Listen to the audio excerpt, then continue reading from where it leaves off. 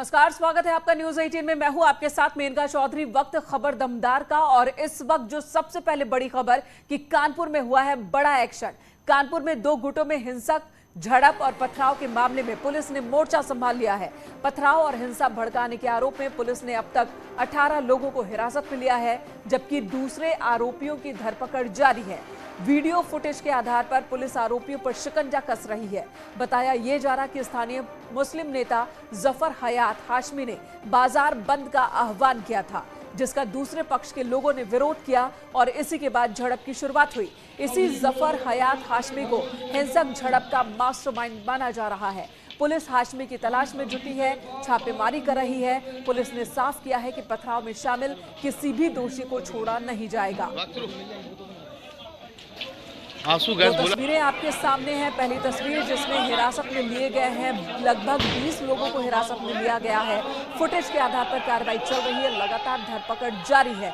दूसरी तस्वीर आप देख रहे हैं कि इस वक्त ग्राउंड पर अधिकारी मौजूद हैं, हालात कंट्रोल में है, काबू में है। पत्थरबाजी करने वाले लोगों को तितर-बितर कर दिया गया है, हंगामा करने वाले लोगों को भगा दिया गया है और जो दोषी हैं उन्हें पकड़ा जा रहा है। तीसरी तस्वीर है मुख्य आरोपी जिसकी तलाश चल रही है। यही वो शख्स है, इससे पहले भी इसने इस तरह की भड़काऊ बयानबाजी की थी और एक बार फिर से लोगों को भड़काने का इसने काम किया है। अमित गंजू इस वक्त हमारे साथ मौजूद है। अमित गंजू हमारे सहयोगी जो कानपुर में मौके पर मौजूद थे, उन्होंने हालात का जायजा लिया। देखिए उनकी रिपोर्ट।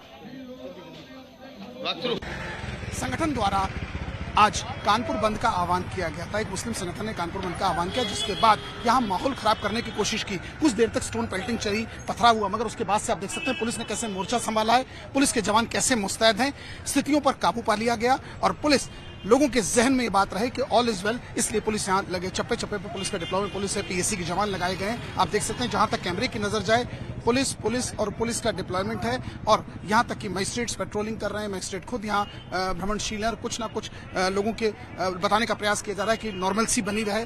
और आप देख सकते हैं कि जो पथराव जब हुआ उसके बाद साफ सफाई करी गई और इन सब के बीच प्रशासनिक अधिकारी चप्पे चप्पे पर नजर बनाए हुए हैं और कहीं ना कहीं लोगों को ये बताने का प्रयास किया जा रहा है कि कहीं कोई सब सामान्य है। और इन सब के बीच अधिकारी भी खुद भ्रमणशील है। एडीएम सिटी इस टाइम खुद यहाँ लोगों को समझाने का प्रयास कर रहे हैं, पुलिस के ऑफिसर्स को बता रहे हैं जो पुलिस के जो यहाँ हैं। और यहाँ तक कि आप देखिए कि जो जवान हैं इनको भी दिशा निर्देश दिए गए हैं कि अब एक साइड पे पूरे खड़े हो ताकि लोगों के जहन में बात आ सके कि सब कुछ सामान्य है। आशीष पांडे के साथ अमित गंजू, न्यूज 18 कानपुर।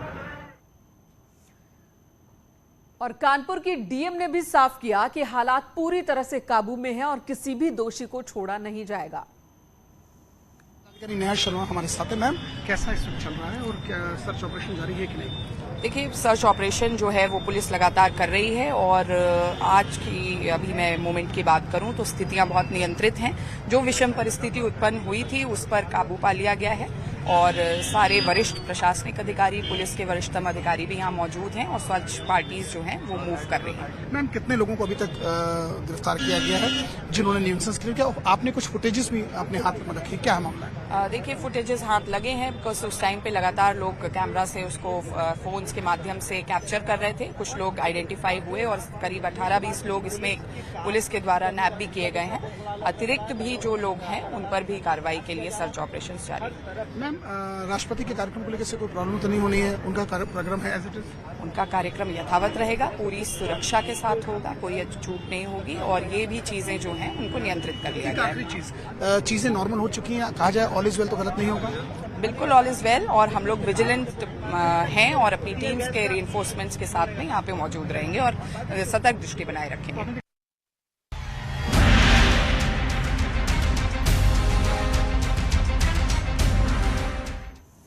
इधर कानपुर देहात में राष्ट्रपति रामनाथ कोविंद के पैतृक गांव परौख से प्रधानमंत्री नरेंद्र मोदी ने एक बार फिर परिवारवाद की राजनीति पर तीखा हमला बोला।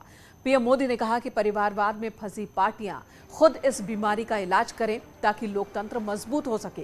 पीएम ने साफ किया कि परिवारवाद खत्म होने से ही युवाओं को राजनीति में आने का मौका मिलेगा। आज जब हम लोकतंत्र की इस ताकत की चर्चा कर रहे हैं तो हमें इसके सामने खड़ी परिवारवाद जैसी चुनौतियों से भी सावधान रहने की जरूरत है। ये परिवारवाद ही है जो राजनीति ही नहीं बल्कि हर क्षेत्र में प्रतिभाओं का गला गोंदता है, उन्हें आगे बढ़ने से रोकता है। मैं जब परिवारवाद के खिलाफ बात करता हूं तो कुछ लोगों को लगता है कि ये राजनीतिक बयान है। मैं किसी राजनीतिक दल के खिलाफ बात कर रहा हूं, वैसा प्रचार होता है। मैं देख रहा हूं कि जो लोग परिवारवाद की मेरी व्याख्या में सही बैठते हैं वो मुझसे भड़के हुए हैं, गुस्से में हैं। देश के कोने कोने में ये परिवारवादी मेरे खिलाफ अब एकजुट हो रहे हैं। वो इस बात से भी नाराज है कि क्यों देश का युवा परिवारवाद के खिलाफ मोदी की बातों को इतना गंभीरता से ले रहा है। मैं इन लोगों को कहना चाहता हूं कि मेरी बात का गलत अर्थ न निकाले। मेरी किसी राजनीतिक दल से या किसी व्यक्ति से कोई व्यक्तिगत नाराजगी नहीं है। मैं तो चाहता हूं कि देश में एक मजबूत विपक्ष हो, लोकतंत्र को समर्पित राजनीतिक पार्टियां हो। मैं तो चाहता हूं कि परिवारवाद के शिकंजे में फंसी पार्टियां खुद को इस बीमारी से मुक्त करें, खुद अपना इलाज करें, तभी भारत का लोकतंत्र मजबूत होगा। देश के युवाओं को राजनीति में आने का ज्यादा से ज्यादा अवसर मिलेगा।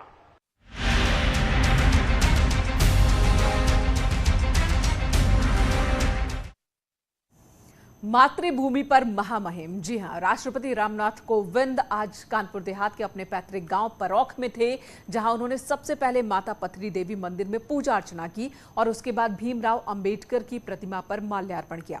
इस दौरान राष्ट्रपति के साथ पीएम मोदी भी थे। पीएम मोदी लखनऊ में कार्यक्रम के बाद सीधे परौख गांव पहुंचे। राष्ट्रपति रामनाथ कोविंद और पीएम मोदी ने वहां पर बच्चों से भी मुलाकात की। राष्ट्रपति रामनाथ कोविंद राष्ट्रपति बनने के बाद दूसरी बार अपने गांव पहुंचे थे, जिसे लेकर वहां के लोग काफी उत्साहित भी दिखे। परौख में जनसभा का आयोजन किया गया, जहां पर सीएम योगी आदित्यनाथ, राज्यपाल आनंदीबेन पटेल भी मौजूद थे। प्रधानमंत्री जी, उत्तर प्रदेश तो हमारे लोकतंत्र की सर्वसमावेशी शक्ति के प्रति आपकी निष्ठा का उसी दिन कायल हो गया था जिस दिन इस राज्य के एक गरीब परिवार में जन्मे मुझ जैसे व्यक्ति को राष्ट्रपति पद की जिम्मेदारी देने की पहल आपके द्वारा की गई थी। उत्तर प्रदेश के लोगों को सदैव इस बात की टीस रहती थी कि इस राज्य ने देश को 9 प्रधानमंत्री दिए, लेकिन राष्ट्रपति एक बार भी नहीं।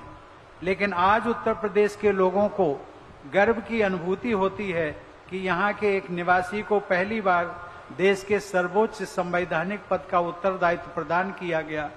हमारे स्वाधीनता संग्राम के दौरान महात्मा गांधी भारत की आजादी को भारत के गांव से जोड़कर देखते थे। भारत का गांव यानी जहां आध्यात्म भी हो, आदर्श भी हो। भारत का गांव यानी जहां परंपराएं भी हो और प्रगतिशीलता भी हो। भारत का गांव यानी जहां संस्कार भी हो और सहकार भी हो, जहां ममता भी हो और समता भी हो। आज आजादी के अमृतकाल में ऐसे ही गांवों का पुनर्गठन, उनका पुनर्जागरण, ये हमारा कर्तव्य है।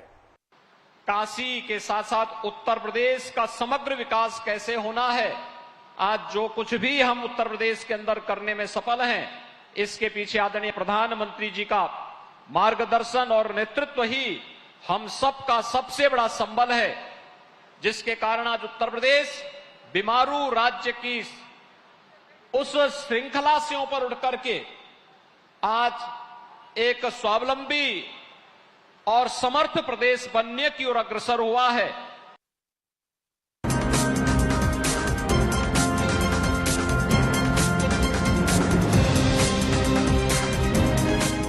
और अब बात निवेश के उत्तम प्रदेश की कर लेते हैं। यूपी में निवेश को बढ़ावा देने के लिए लखनऊ के इंदिरा गांधी प्रतिष्ठान में निवेशकों का महाकुंभ चल रहा है। पीएम मोदी ने यूपी की तीसरी ग्राउंड ब्रेकिंग सेरेमनी का उद्घाटन किया। ग्राउंड ब्रेकिंग सेरेमनी के जरिए करीब 80,000 करोड़ रुपए का निवेश होगा, जिससे 5 लाख युवाओं को रोजगार मिलने का दावा किया जा रहा है। पीएम मोदी ने 1406 परियोजनाओं का शिलान्यास भी किया। वहीं ग्राउंड ब्रेकिंग सेरेमनी कार्यक्रम में शामिल होने से पहले प्रधानमंत्री ने इंदिरा गांधी प्रतिष्ठान में लगी ओडीओपी प्रदर्शनी का निरीक्षण भी किया। फिरोजाबाद के कांच से बना ये तस्वीरें आपके सामने है। 5 तस्वीरों में आप देख सकते हैं ग्राउंड ब्रेकिंग सेरेमनी जो उत्तर प्रदेश में तीसरी बार आयोजन हुआ है और इसका उद्देश्य है, मकसद है बड़े पैमाने पर निवेश को उत्तर प्रदेश में लाना। और दावा किया जा रहा है सरकार की ओर से कि बदले माहौल में बड़े संख्या में निवेशकों का जो आकर्षण है उत्तर प्रदेश बना है। और आज प्रधानमंत्री नरेंद्र मोदी ने तीसरी ग्राउंड ब्रेकिंग सेरेमनी का उद्घाटन किया और इस दौरान ओडीओपी यानी कि वन डिस्ट्रिक्ट वन प्रोजेक्ट जो योजना है यूपी सरकार की, उस योजना के तहत अलग अलग जिलों के प्रोडक्ट उत्पादों को देखा। एक प्रदर्शनी देखी उन्होंने। जब से यूपी में डबल इंजन की सरकार बनी है, तब से यूपी में भी इस दिशा में तेजी से काम हो रहा है।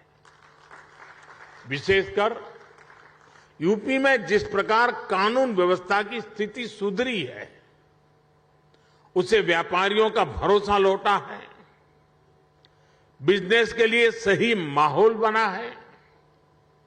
बीते वर्षों में यहां की प्रशासनिक क्षमता और गवर्नेंस में भी सुधार आया है।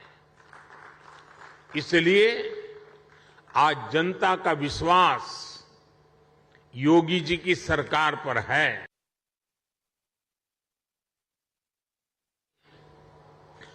पांचवें छठे हिस्से की आबादी रहती है, यानी यूपी के एक व्यक्ति की बेहतरी भारत के हर छठे व्यक्ति की बेहतरी होगा।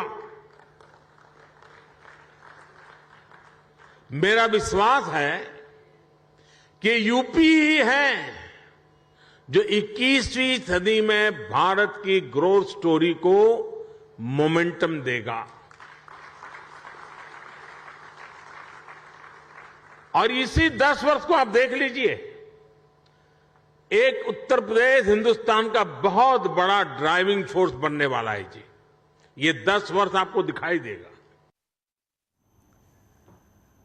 और इसी मौके पर सीएम योगी ने बताया कि 2018 में निवेश का जो सिलसिला शुरू हुआ बदस्तूर जारी है। यूपी में करीब 3 लाख करोड़ से ज्यादा का निवेश हो चुका है, जिससे यूपी में लाखों लोगों को रोजगार मिला है।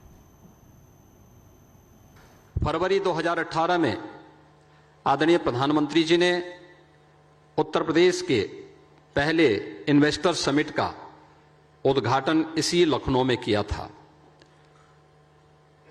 2018 के बाद अब तक 2018 में प्रथम इन्वेस्टर समिट के समय हमें 4,68,000 करोड़ रुपए के निवेश के प्रस्ताव प्राप्त हुए थे, जिन्हें विगत 5 वर्षों के दौरान जिनमें से 3 लाख करोड़ रुपए से अधिक के निवेश प्रस्ताव जमीनी धरातल पर हमें उतारने में मदद मिली। और आज कोरोना कालखंड के दौरान भी प्रधानमंत्री जी के मार्गदर्शन में, उनकी प्रेरणा से जीवन और जीविका को बचाने के साथ ही प्रदेश के अंदर निवेश प्रस्तावों को भी सफलतापूर्वक लागू करने के जिस अभियान को राज्य सरकार ने आगे बढ़ाया था, उसका परिणाम था कि उत्तर प्रदेश में इस दौरान लगभग 66,000 करोड़ रुपए के निवेश के प्रस्ताव हमें प्राप्त हुए थे, जिन्हें हम लोगों ने पूरी मजबूती के साथ जमीनी धरातल पर उतारने में सफल। इस दौरान प्रदेश के अंदर जो निवेश फ्रेंडली माहौल बनाने, कानून व्यवस्था को बेहतर करने, परंपरागत उद्यम को आदरणीय प्रधानमंत्री जी के मार्गदर्शन में वन डिस्ट्रिक्ट वन प्रोडक्ट के माध्यम से आगे बढ़ाने का जो कार्य किया, 1,61,00,000 से अधिक युवाओं को हम लोगों ने प्रदेश में निजी क्षेत्र में रोजगार सृजन की दिशा में मदद करने में भी सफलता प्राप्त की। और केंद्र और राज्य सरकार की जो विभिन्न प्रकार की उन योजनाओं से जो आर्थिक स्वावलंबन का मार्ग प्रशस्त करती हैं, 60 लाख ऐसे हमने परंपरागत उद्यमियों को भी इस योजना के साथ जोड़ा, तो 5 लाख नौजवानों को सरकारी नौकरी भी हम लोगों ने विगत 5 वर्ष के अंदर उत्तर प्रदेश के अंदर उपलब्ध करवाई। और इसी का परिणाम है कि आज उत्तर प्रदेश में जो अनएम्प्लॉयमेंट रेट है वह 18% से घट करके 2.9% रह गई है। और अब बात राज्यसभा सदस्यों की कर लेते हैं। राज्यसभा के लिए उत्तर प्रदेश की खाली 11 सीटों पर सभी उम्मीदवार निर्विरोध चुन लिए गए। बीजेपी से 8, समाजवादी पार्टी गठबंधन से 3 उम्मीदवारों को बिना मतदान के ही राज्यसभा जाने का मौका मिल गया। बीजेपी से लक्ष्मीकांत वाजपेयी, सुरेंद्र सिंह नागर, बाबूराम निषाद, राधा मोहन दास अग्रवाल, दर्शना सिंह, संगीता यादव निर्विरोध चुनी गई हैं। वहीं बीजेपी के ही मिथिलेश कुमार और डॉक्टर के लक्ष्मण भी राज्यसभा सांसद चुने गए हैं, जबकि समाजवादी पार्टी से जावेद अली खान राज्यसभा सांसद बने हैं। एसपी गठबंधन के उम्मीदवार जयंत चौधरी और निर्दलीय उम्मीदवार कपिल सिब्बल भी समाजवादी पार्टी के समर्थन से ही निर्विरोध राज्यसभा सांसद चुने गए हैं। और अब बात बुलडोजर की। एटा जिले में इस बार बाबा का बुलडोजर चला है और यहां पर एक भू माफिया पर प्रशासन ने बड़ी कार्रवाई की है। उसके कब्जे से करीब 30 बीघा सरकारी जमीन मुक्त कराई गई। प्रशासन ने अवैध रूप से बनी 10 दुकान और शोरूम पर बुलडोजर चलाया। भू माफिया अकबर पर यह कार्रवाई हुई है। जलेसर इलाके के हथेलियान और सादात मोहल्ले में बुलडोजर से कार्रवाई को अंजाम दिया गया। प्रशासन के मुताबिक कब्जा मुक्त जमीन की कीमत करीब 5 करोड़ रुपए है।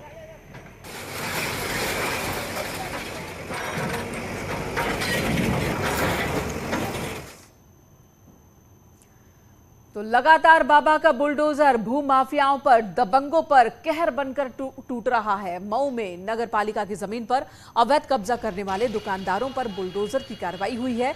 मेन चौराहे से आजमगढ़ तिराहा तक सड़क के किनारे बने अवैध कब्जों को हटाया गया। इस दौरान भारी पुलिस फोर्स मौजूद रही, जिसकी वजह से अतिक्रमणकारी विरोध नहीं कर सके। मनसा अनुसार सड़क सुरक्षा अभियान के अंतर्गत क्योंकि मुंशीपुरा से लेकर आजमगढ़ मोड़ तक बहुत जाम की समस्या रहती है, क्योंकि छोटे ठेले वाले और ये मुर्गा वाले अवैध रूप से मुर्गा वाले विशेष रूप से रास्तों में जाम लगा रहते हैं। सड़क सुरक्षा के तहत आजमगढ़ से जो मुख्य मार्ग है, आजमगढ़ तिराहा होकर गाजीपुर रोड की तरफ जा रहा है, जिसके किनारे लोगों ने अवैध तरीके से कब्जा कर रखे थे। विशेष रूप से मुर्गा मछली बेचने वालों ने गंदगी फैला रखी थी। काली पट्टी तक तो इन्होंने दुकानें लगा रखी थी, उनको हटाया जा रहा है। जगह जगह अतिक्रमण पर प्रशासन की कार्रवाई हो रही है। मथुरा में एक बार फिर नगर निगम की टीम ने मोहनपुर में बुलडोजर से अवैध कब्जे को खाली करवाया। 200 वर्ग मीटर पर अवैध कब्जा पर यहां पर अवैध कब्जा किया गया था। बाउंड्री वॉल और कमरे का निर्माण हुआ था, जिसे बुलडोजर से ध्वस्त कर दिया गया।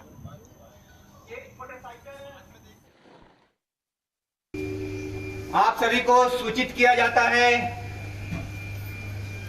कि सारिक अहमद उर्फ सारिक पुत्र मुन्ना ये एक आदतन अपराधी है और इसके विरुद्ध सन 2011 से आधा दर्जन के आसपास मुकदमे पंजीकृत हैं और ये अपराध करके अवैध धन अर्जित करता है। आज गैंगस्टर अधिनियम के अंतर्गत धारा 14(1) के अंतर्गत जिलाधिकारी महोदय के आदेशानुसार इसकी अवैध अर्जित संपत्ति को कुर्क किया जा रहा है। तो यहाँ पर आप देख रहे हैं 3.5 करोड़ की प्रॉपर्टी कुर्क हुई है। एक्शन हुआ है आगरा में तेल माफिया पर। माफिया की गाड़ियां भी जब्त कर ली गई हैं। शारिक और सनी दोनों भाइयों पर कार्रवाई हुई है। दोनों माफिया पर गैंगस्टर एक्ट के तहत कार्रवाई हुई है। थाना छाता इलाके में ये एक्शन हुआ है और वहां पर देखिए बाकायदा मुनादी कराकर कुर्की की कार्रवाई को अंजाम दिया है।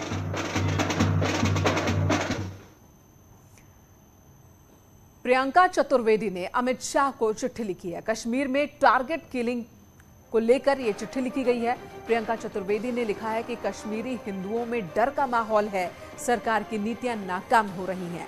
कश्मीर में हिंदुओं की सुरक्षा बढ़ाई जानी चाहिए। मृतक के परिजनों को मुआवजा दे सरकार, ये डिमांड भी प्रियंका चतुर्वेदी ने की है।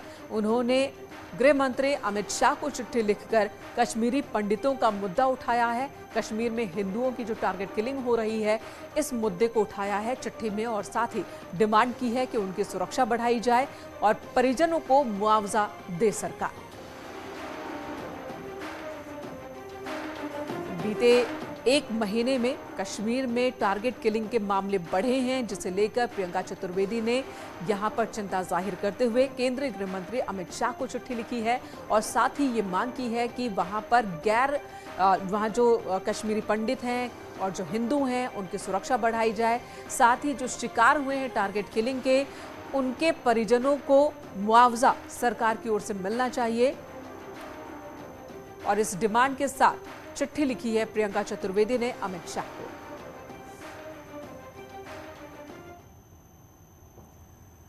और कानपुर में हुए बवाल पर पुलिस की कार्रवाई अब तक क्या क्या हुई है, यह भी आपको बता दें। 20 आरोपी गिरफ्तार किए गए हैं अभी तक। आरोपियों पर गैंगस्टर एक्ट लगेगा।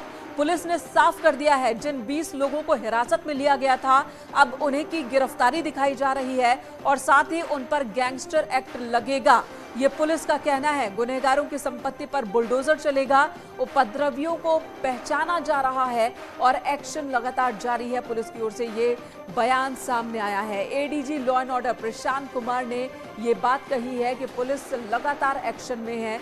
20 आरोपी अब तक गिरफ्तार किए गए हैं और सभी पर गैंगस्टर एक्ट लगेगा। कुछ लोगों ने वहां की दुकानों को बंद करने का प्रयास किया, जिसका विरोध दूसरे पक्ष के लोगों ने किया।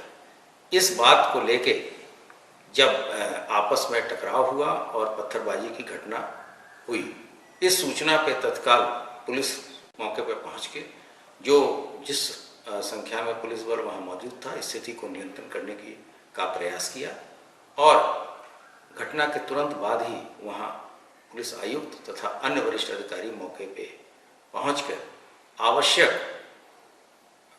बल प्रयोग करके स्थिति को नियंत्रण में किया। इस घटना को शासन ने बहुत गंभीरता से लिया है तथा इसके लिए अतिरिक्त पुलिस बल को वहां भेजा गया है। यहाँ एक ब्रेक के लिए रुकेंगे, तुरंत लौटेंगे। आप बने रहे हमारे साथ।